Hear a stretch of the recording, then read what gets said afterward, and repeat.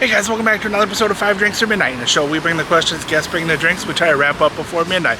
Today, we are headed to Attaboy to see Francesca Bardelli Nonino from the Grappa family. But before we do, like and subscribe, hit the bells, the whistles, leave a comment if you like what we're doing. Let's get started.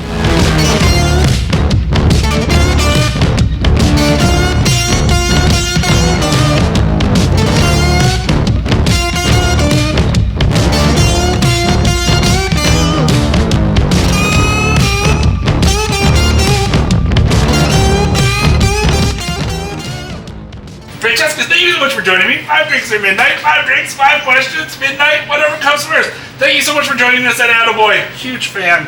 Thank you so much. How are you doing today? I'm doing great. Excellent. What are we drinking first? Of course, we are at Attaboy, and I'm Francesca Bardelli Nonino, so we need to start with the modern classic, the cocktail of the year, the pepper plate. Excellent. Cheers. Cheers. Is it the end of paper plane week, or is it just is it still going, or? No, the pepper plane week it's over, but it's always the right moment for a pepper plane. Always. You cannot go wrong with a pepper plane. Excellent. And the original recipe of pepper plane was created with my family, Amaro Nonino, and we make this beautiful froth naturally, so I think it's beautiful. It's awesome. Again, one of our favorites. So cheers again. Cheers. Great. So, question 1. It's always an origin story. And I'm sure you're pretty much bored, like sick of talking about this. But as somebody who is the 6th generation, how'd you get into the spirits industry? Well, I think that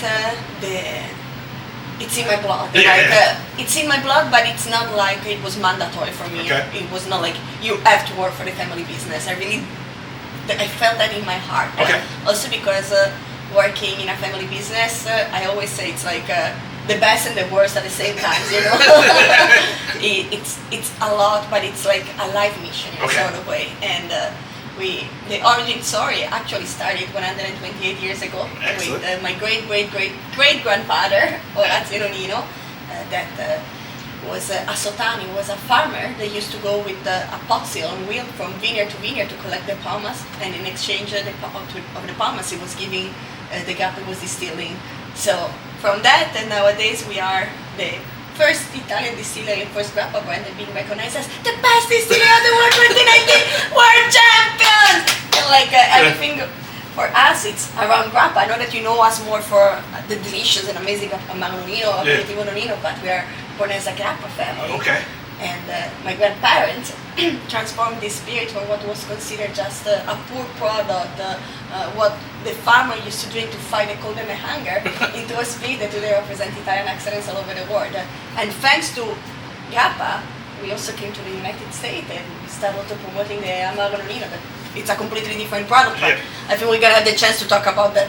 I think I'm talking too long. No, you're doing great. So, well, is there like a moment in time, like you said, there was no pressure to join the family business, but was there like a moment in time where you were like, I knew I needed to be part of the family business? I think it was more like, you know, I being raised up in a family where my grandmother, my grandfather, my mom, my aunts were all working for the same company, for the Nonino company, and it was just like I was getting so moved listening to our story, and when I was little, I was just like, oh my god, I want one day to be able to be a little part of this story. That's awesome. Because the beautiful thing about working a family business is just like it's a legacy that you transmit from generation to generation, and so in a sort of way, like when I was little, for me it was almost like I was a witness about this story. Then now I feel like I can be one of the main characters in the story, but it's always for a limited time, because then this story will be transmitted to the future generation, the 7th generation that is here. I became an aunt last month. Congratulations! So, yes. And cheers! So, cheers to Antea, my niece. And so like it's just like this story that is transmitting, this legacy that is transmitted, like it's custody but also grow in something new and different, because I feel that the most beautiful thing about being a family business is that you need to reshape the value, the quality, the the message of the past, to be able to transmit that to the future generation, to also make the future generation passionate about your product, but also be willing to join the family business, you know? How is it working with the family? Like, again, we've asked a lot of like people that are fully into it. Like, do you have rules, like no family, like no spirits, no work talk at the dinner table, or I wish. is it always like, Yeah, like family, business? Yes. Okay. Yes, in the best and the worst way, as I said before. I mean, because I feel that first thing, if it wouldn't be like this, my grandmother and my grandfather wouldn't be able to revolutionize the way of making grappa. You know, they would never be able to prove to the world that grappa could be the essence of the grape in the final glass instead of just this fire water. Because like to be able to make this type of revolution, you need to feel the passion. Okay. And passion in a sort of way, it's oh damn, I wish I was speaking Italian right now, but like la passione è incontenibile. You cannot contain passion. So it's like for my family, it's not like, oh, so we're gonna talk about grappa only from 9 a.m. till 6 p.m. No, it's just like grappa. It's part of our daily life. Okay. It's I think that for my grandmother, it's just like one of her daughter, you know. Right. And this allowed us in a sort of way also to look at our family product in different perspective, a new one. Like it's difficult to try to summarize 128 years of history and passion, but like a part of me, just to give you an idea, because this is not a type of thing that I get the chance to talk all the time, because I always try to make it simple, to be able, because you know I'm not speaking in Italian, and also it's not like you can steal 3 hours of people's life when you're talking about your brand. Sure. So I always need to pick and choose the thing to be able to really transmit the message of the family. Nonetheless, just to give you an idea, this product is the first ever single varietal grappa created. With this product, my grandmother and my grandfather were able to prove to the world that grappa was not fire water, and it was made distilling what is considered the most precious and noble indigenous varietal of Friuli, Piccolite. That means, not like means, but sounds like piccolo in Italian. That means small, because it's a type of vineyard that has a really limited quantity in the harvest production, and the grape are really small. Okay. And so the quantity is really limited, but the grape tastes like nectar. Like in the pasta they used to make with Piccolite, Piccolite was the wine for the Pope, just to make you understand how amazing and expensive and premium this vineyard is. So they choose to distill Piccolite because it was considered the most luxurious. Sorry for my English, guys. No, you're good. The most luxurious premium grape varietal. So not to start with what was considered, because pomace, the raw material that is distilled for making grappa, was considered just a waste. But Piccolite pomace, like super expensive, super important. Nonetheless, they first made this grappa, and because they wanted to keep doing other single varietal grappa, they wanted to distill another indigenous varietal, and they thought about distilling Schioppettino, that is a red grape typical from our region. But with the main mission of distilling single varietal Schioppettino grappa, they discovered that Schioppettino, Pignolo, Tazzolenghi, and Ribolla Gialla, 4 indigenous varietal of Friuli, became illegal when we were entering the European Communion. Oh wow! Because the organ that were supposed to tell which vitis vinifera we had in our region completely forgot of them. And because of this grappa, my grandmother and my grandfather created a prize, the Nonino prize, that at the beginning was to save the indigenous varietal of Friuli Venezia Giulia. After they saved the indigenous varietal of Friuli Venezia Giulia, this became an international prize that anticipated 6 Nobel Prizes. So just like to make you understand, the thing is that when you're not working just to earn money, but your work is your life mission. You can achieve amazing stuff. Just to be able to make the best grappa in the world, the distillery of my family, once every year, it became a capital of culture where people from all over the world arrive, philosopher, entrepreneur, scientists, thank you. And like philosopher and like whatever, like whoever gonna come in our distillery, and we celebrate grappa, and like I don't know, at the end, I don't know, it's just, for me it's incredible to think. That's awesome. It's so cool. Like again, I love again the like you said, a noble spirit. Like it literally has a legacy, and I'm so excited that we get to drink some And really at this great. point, I think that we proved that if you drink Nonino Grappa, you increase your possibility of winning a Nobel Prize. There we go. Cheers. The last one was Giorgio Parisi, Nonino Prize Master of Our Time 2005, and Nobel Prize of Physics 2021, I think, or 2022. So, Perfect. Well, there we go. That's question one. Really easy origin story. Train's leaving the station. So, cheers. cheers!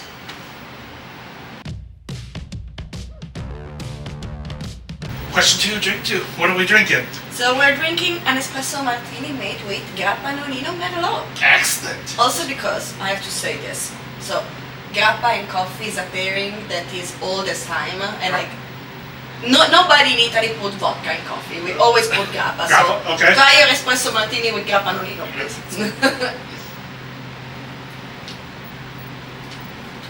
Fuck yeah. Fuck yeah! Fuck yeah. That is. Oh, that's good. I know. That.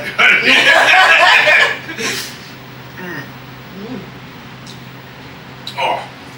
Yeah. Told ya. That's- Nobody put no. fucking vodka in their coffee in Italy, only Grappa. Oh, wow. Wow. And so, what was the grappa that we used? That is. The Merlot. But I think all the three of our single varietal grappa can taste really delicious in Okay. espresso martini. Depends from what type of flavor you want to give. Like I mean, when I get the chance to make people try our grappa, first thing they always like, oh, this doesn't taste like grappa. It doesn't burn my throat. I'm just like, no. The problem is that you had shitty grappa all your life. So, yeah. There is a big difference. The burning sensation, it's not about grappa. It's about bad quality grappa. Yeah. And I have only one rule. If it's not Nonino, it's no. So until you try Grappa Nonino, you cannot tell that you don't like grappa. Nonetheless, Excellent. I'm down for that rule. when people tried our grappa and I try to describe them in the quickest way possible, I would say Moscato is floral, it reminds people of gin. Chardonnay is spicy like vanilla, Okay. and it reminds people of bourbon. Merlot is fruity and it reminds people of cachaska. Okay. So it depends on what type of flavor you want to give to your cocktail. Each of them, it's delicious. It's just like completely different personality. I think this is the super cool thing about grappa. Grappa is not a neutral spirit, super aromatic. It's the soul of the grape in the glass. And so different grappa are gonna bring different vibes to your espresso martini. Have fun and try and taste. Cheers. Absolutely, because again, I will tell you, grappa for me was always the like you called it fire water. Like it was always very strong, very alcohol forward, and now I'm convert. So Yes! We did it! all right. So question two: how do you honor a 125-year-old legacy, but yet still trying to be modern and bringing it in? Like how do you guys balance innovation with tradition? As I said before, I think that the thing is that passion, you cannot contain passion. And so, when you really believe in the quality of product you're doing, everything is possible. And in this case, for me, the paper plane was the proof of having an amazing karma. Just saying this as a family, because like Sam and us fell in love with our Amaro completely organically and created a cocktail that was a new modern classic, and that made our Amaro being present in every fucking bar in the world. If you want to make a paper plane, you need to have Amaro Nonino. So Agreed. the thing is that to be able to keep the passion alive, it's just like I think that you need just to have the courage to look at your legacy and your product with new eyes all the time, having new vision, and this is the only way I think that allowed you to be able to stay in the modern day and make people being passionate about your product, even in the modern life, you know. And it's just I think it's just and I'm sorry, but to do that in English is a little bit complicated. It's just like I think finding the perfect meeting point between respecting the legacy, but giving the new generation the possibility to reshape the legacy. Okay. So in my case, I felt that there was a big gap between how much pride I felt for my family legacy and company, and how much younger generation were scared in a sort of way about Grappa. Okay. And I wanted overall Italian people to be proud about our spirit, because to be able to make Grappa, you need to be distilling Italian pomace in Italy. Grappa is the most ancient traditional spirit of Italy, and a lot of people, even Italian, did not know how Grappa was made, did not know about the Nonino revolution, of like the type of value, love this spirit represent, you know? And so I thought that we needed to find a new way of communicating. And if in the past I feel like communication was a little bit more vertical, I mean there was a company communicating and people just listening, now it's more horizontal. So I mean you need to be more approachable. Okay. You need to make yourself approachable and fun. And so I just approach our product with that type of mindset, you know? And I try to make a mini video where I was explaining the artisanal distillation art of our family, all just like having fun with our product, because another thing that I think it's super important, it's just don't take yourself too seriously, but also have fun, to be able to get other people interested in your job. You need to be the very first one that loves to do it and it's having fun doing it. So just give yourself the possibility to experiment and try different way of communicating the product. Like a legacy doesn't need to be a cage. You need to be able to reshape that legacy so it represents you and you're able to represent it at your best, I think. And give the other people the chance to reshape that. Awesome. I love that. I think that is amazing and really great advice. You travel a lot. Like, I mean, even here in the States, you've been bouncing coast to coast. Like, again, like if we follow you go follow on Instagram, but like if you, I mean, you're all over the place. Is there a city specifically that has surprised you when it comes to drinking your spirits? Ooh, that's an interesting question. Make me think.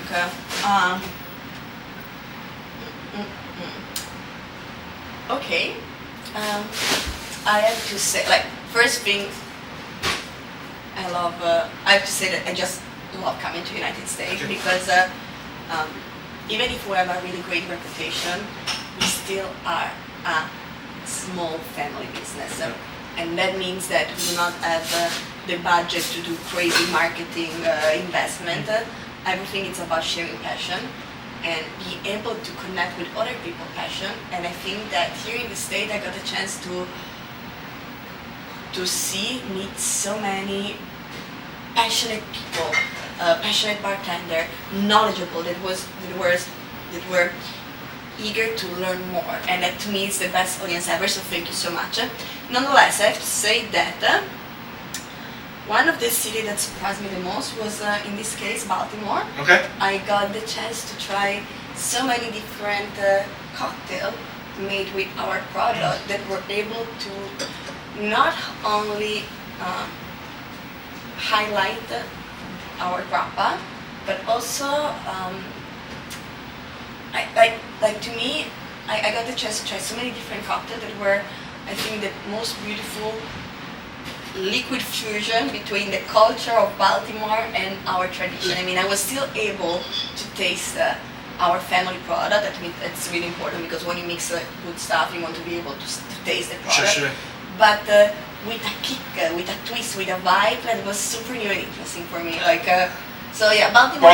Okay. Yeah. Excellent. I would not have thought of it because again, you just talked about how much you loved. You were in Seattle. Seattle. I love Seattle, but Seattle surprised me because I don't know. I just thought it was. I come from a small city, and in Friuli Venezia Giulia, the region where I come from, we are surrounded by nature, and to me Seattle was like this amazing meeting point between the ocean and trees everywhere, and that give me just like peace in a sort of way. Nature made me feel home, Yeah. and to see this incredible building, and all these trees and nature, just I don't know, made me feel peaceful in a sort of way. Awesome. So one of the things that we found out from our social stalking, research that we did on you, is that you love music. So if each one of your spirits was a type of music, what kind of music would it be? Oh God, each one of them. Yeah. I think Piccolini would be Libiamo. Okay. I won't sing. I'm the worst singer ever. I'm the best worst singer. Sorry, Sam. Sam Rowe. I'm talking to Sam Rowe because he was saying that he was the best worst singer. I'm like, no. I am. So Libiamo, because that is to me it's the song I think about when I think about my family, Distilling, my family in general. So Okay. Libiamo, Moscato. Oh my God, to each of them. I need to think. Okay. Moscato would be Styling, wildin', living it up in the city. Got Chuck's on with Saint Laurent. Gotta kiss myself. I'm so Yeah. because I think it's one of the Grappa that bartender love the most to mix it because it's so aromatic, so full of flavor, and so it's like funk you up, you know? All right. Grappa, funk you up. Grappa, funk you up. Love it. Chardonnay. Let me think.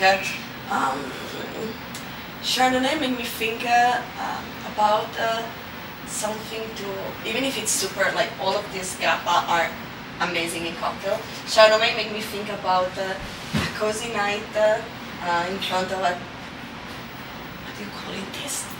Fuck my English! Fireplace, Okay. sipping Chardonnay. So I think I would put something classic. I really can't stay. Baby, it's cold outside. I've got to go away. Baby, it's cold outside. This evening has been Hoping that you drop so in. very nice. I'll hold your hands. They're just like ice. Like a winter, Okay. like Christmas. Christmas, okay. Christmas, winter, the fireplace, it's I cold gotcha. outside. I gotcha. Merlot. Okay, Merlot made me think about something that like, oh, I hope that my family won't see this, but Merlot made me think about dessert pairing, Okay. but like where you have to be quickly, like you're in a restaurant, you're ordering the dessert and you want to cleanse your palate, so you're ordering Merlot Grappa, but you're really fast, you need to be fast, quick. Okay. So you shot it, don't shot a Grappa because Grappa is too good, you need to sip it, but in this case, maybe think about super shot to go dancing. Hey baby, do that conga, no, you can't control yourself any longer. Come on, shake your body, baby, do that conga, no, you can't control yourself any longer. Love it. Sorry for my voice. No, please, you stop apologizing. This is amazing. All right. Well, there we go. Well, Oh. Amaro Nonino made me think about Mia. All right. Paper plane song. Yeah. And then the Oh, so Aperitivo Nonino has an amazing story about girl power. It's a recipe of my great grandmother. So she was the first female master distiller in Italy because my great grandfather, the one that created Amaro, got killed during the Second World War, so she had to take over the distillery, and she created this aperitivo using the same approach she was using in the kitchen. I mean, highlighting the beauty of the ingredients. So this is an all-natural, vegan-friendly aperitif made with 18 botanicals at a low temperature to be able to respect not only the beautiful perfume and taste, but also the color. It has really low sugar, and the label represents the three girls, three women master distiller we had in our family. Three generations of women, sorry. Yeah. And each one of a glass, and when the bottle is full, the glasses are full. When you start drinking, they get empty. Yeah, excellent. So, Nonino women toasting with you, sorry. So I think that this made me think about... Let's go, girls. Yeah. What is that song? The Shine Twain. Yeah. It's not girl just wanna have fun, but it's like girl power of song. Gotcha. Excellent. Well, there we go. That's question 2. Cheers! Cheers.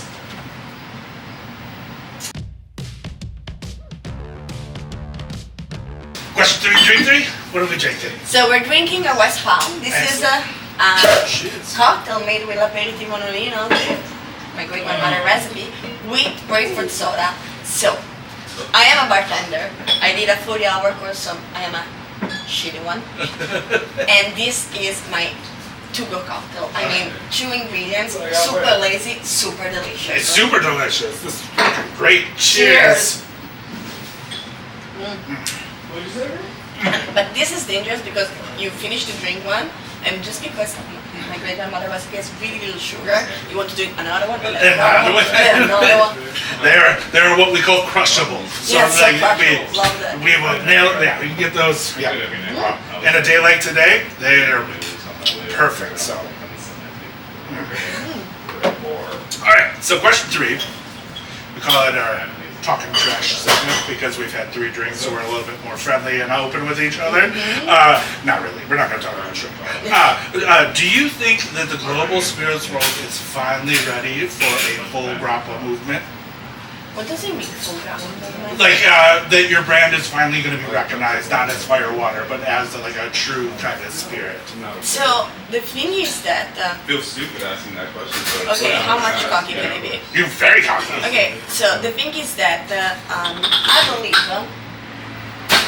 I fucking know that when people think about Nonino, they think about quality. Yeah. Nonetheless, there is a big problem about lack of transparency in the spirit industry. Okay. And this is not a problem that concerns only Grappa, but the spirit world in general. And because of that, it's complicated to finally stop with this idea that Grappa is firewater. Well, I'm saying that there is a big problem of lack of transparency because a lot of people believe that if they're purchasing a product that says on the bottle that that brand owns an artisanal distillery, it means that their spirit is artisanal. No, because one thing is to own an artisanal distillery. Another thing is to use that fucking artisanal distillery to distill the product that you're selling. Gotcha. 2 completely different things. And purchasing that sell product from a third distillery and bottle that product with your name costs 10 times less.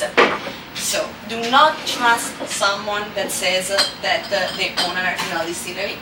For this reason, we write in all of our Grappa 100% distilled artisanal method because this is the only way to really prove to you that this product is artisanal. And listen, I do not have anything against brand that is distilled with an industrial method.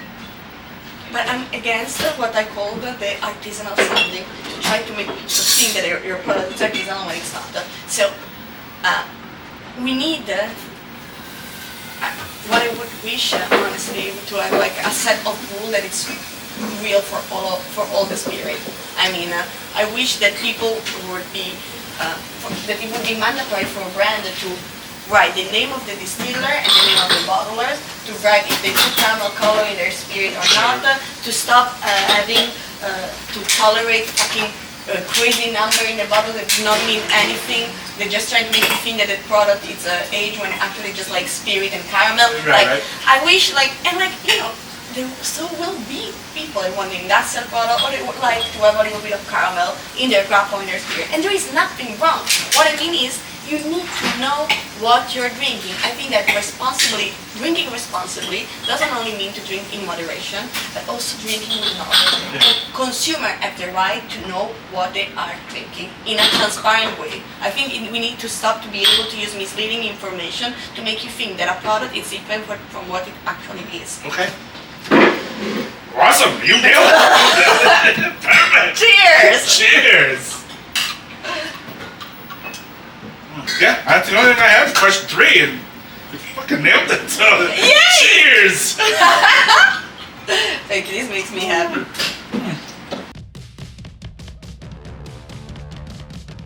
Question 4, drink 4. What are we Yes. drinking? So here we have a Grappa Nonino. Awesome. Our Grappa Nonino Monovitigno Moscato. Try it. I think this is the best Negroni you can have, for real. Like, I just love it. Wow. Right? That is fucking delicious. I know! Like, I have to say, like, please don't judge me, but I'm not, as a master distiller wannabe, I'm not the biggest fan of gin. I mean, for example, I love mezcal or I love tequila, but I love spirit that have the main goal to distill something and take out the most delicate, noble components and transfer it in a glass. So I'm not a big fan of gin and vodka. I prefer doing other stuff. Okay. So the Negroni, using Grappa Nonino instead of gin for me, just like Oh, also because like, yeah, I'm a woman of character and I want to drink of characters. excellent. It's fucking delicious. Ah. Boom. Okay. So, question 4. Again, from our research that we did. It seems like you're always eating something. Like, again, even when you landed in JFK, you were like, what should I DoorDash to my hotel? Like, I loved it. So, is there a food pairing with the grappa that you absolutely must try or have, or do you have a favorite food pairing? Like, I'm a simple person, but I need 3 things. I need to sleep. Yeah. At least 6 hours, otherwise I'm not able to be a sociable, nice person. I need coffee. Okay. Like, to be able to be aware and present, I need at least 2 cups of coffee in the morning because I travel a lot in the morning. Alright. And third thing, I need food. Okay. Because like, if you do not feed me, I won't be able to have a right conversation. There's gonna be like, I'm hungry, food. So yes, food, Love it. I feel like, I always say, for example, one of my favorite food is like, I love carbs and carbs love me. Excellent. Like it's like carbs, it's life. Yeah. Coffee is life, carbs is life. Okay, nonetheless, food pairing. So, the amazing thing about the fact that my grandmother and my grandfather created the first single varietal grappa is that they transformed grappa from just grappa to Chardonnay grappa, Merlot grappa, Moscato grappa, and each one of them. Later, if you want, I can make a little tasting, a vertical tasting of grappa, because you try in cocktail, but it's different to try to eat. The thing is that each grappa is a completely different personality. So in mix, you can pair it with completely different things. So Chardonnay, for example, I think it's delicious with cheese. Okay. And you say crostacei. They're like crabs, lobster, like it's incredible. Okay. Moscato with raw fish, fruit. Chardonnay even with vanilla Elisabetta. Merlot with fruit as well, and meat. And I mean, by meat I mean like not chicken, but like beef, fatty beef. You Gotcha, know? right. Like in Italy we love to make spezzatino. That is just like a beef stew, adding Merlot. We use Moscato to make grappa pasta. All right. But also we spray on raw fish. We make sorbet. We make fruit salad. This with the pairing of. We spray on lobster and shellfish in general, but Okay. also with cheeses, chocolate. It's incredible. Oh, cigar. Oh, It's just like, like grappa and food is something that it's incredible. Chardonnay grappa actually is been, it's not true, not Chardonnay, Moscato grappa is being used also by an amazing Michelin star restaurant, Berton, and they use it for their rabbit broth. oh, They okay. add Moscato. So yeah. Amazing. Yes, because the thing about grappa is that it's a spirit, as I said before, with character. It brings so much like, when, are you familiar with the term glass bell? Like in the distillation process, Oh, there yeah. is the final one, where there is the alcoholometer and the glass bell where the spirit come out. Okay. The grappa is the only spirit that doesn't need any type of addition of flavor or any type of aging. As soon as it came out of the glass bell, grappa already has an amazing personality. Okay. And like then you can play with that personality, you know. And so pairing with grappa, it's incredible. In Italy, I did more than some grappa dinner where instead of drinking wine, we were drinking neat spirit or like grappa and coffee, and pairing with the different meal, like like from the appetizer, the main course, the dessert, like, and grappa, it's always incredible if it's good quality grappa. But if it's not Nonino, no. No. We already knew that. So, and then, do do you have I know everybody loves their children all equally, but do you have a favorite that you like desert island drink? If you could only drink one, what one would it be? I mean, in the desert. Yeah. Okay, because like I think that there is picolita that is a product that I have a type of emotional connection with picolita that Gotcha. is incredible. Like if you would tell me you can talk about your family brand, but you have only one product that you can offer to people, I would pick this. Okay. And it's unique, it's incredible for me, and please family don't get mad at me. It's my way of explaining this, but to me it's the connection between the gap of the past and the gap of the future. We can talk about Grappa before Picolita for the first single barrel Grappa and after. And as Grappa traditionally wanted, it's 100 proof, Okay. so it's a really strong spirit, but it's made only distilling picolit bombas. So even if it's 100 proof, it's a nectar. Okay. And it's like, it's the type of spirit that you needed to drink in having your mind at it. I mean, because you deserve it, you know. Gotcha. It's not like a thing that you're shocked or like, but it's just like you need to put your heart and mind into that because this is not only delicious. This is an icon. This represents like if I'm able to talk about Grappa here in New York with you, it's because of this spirit here. That's awesome. Because this product proved to the world what Grappa could be. There was just not this poor product made by farmers to fight the hunger and the cold, but it could be something incredible, delicious, being able to represent Italian excellence all over the world.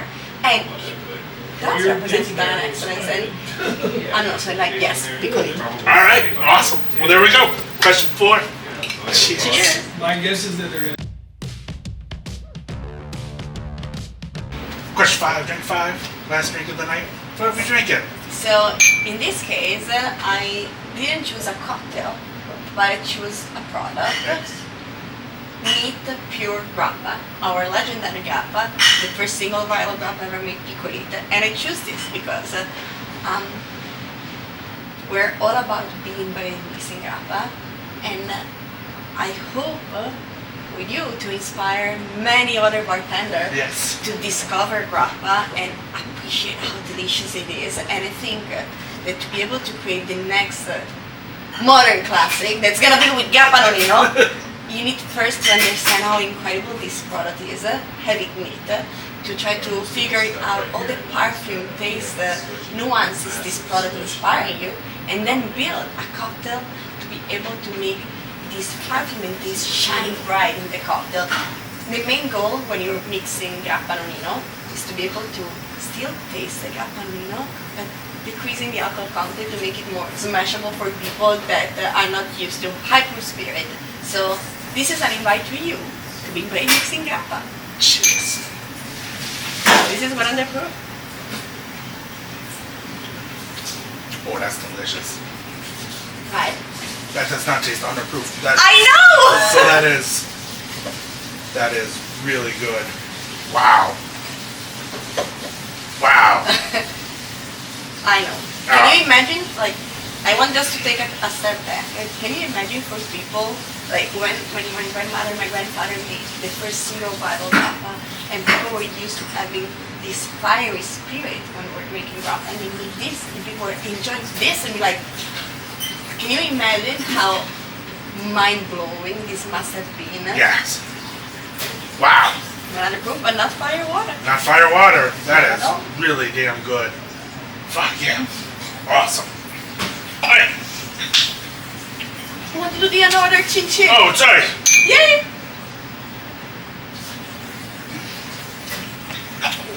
So good. Alright, so question 5 comes down on flipping the Whiskey Wednesday going, you can flip it, you can spin it, you can do whatever you want. The coin will give us the answer. You don't have to answer unless you feel so inclined to answer. One side says fuck yeah, one side says fuck no. But question 5 comes down to something that you had posted about a week ago while you were roaming the streets here in New York. And so I just thought it was a perfect way to end the night. But does a kiss of Grappa Nonino make the day better? fuck yes. I don't need to spin it. Yeah, you already know. I'm just gonna. This say fuck yeah. I'm just gonna be like, Yep, there we go. fuck yeah. Fucking love it. Well, Francesca, that is 5 drinks down, 5 questions answered. Thank you so much for joining me today at Attaboy. I really appreciate it. I'm so glad we got to do this. Huge fan. Thank you again. Until we can drink together again. Yes, please. Cheers. Thank you. And this time I came to the States. Next time you come to Italy. Yo, totally. From down. Cheers. Cheers.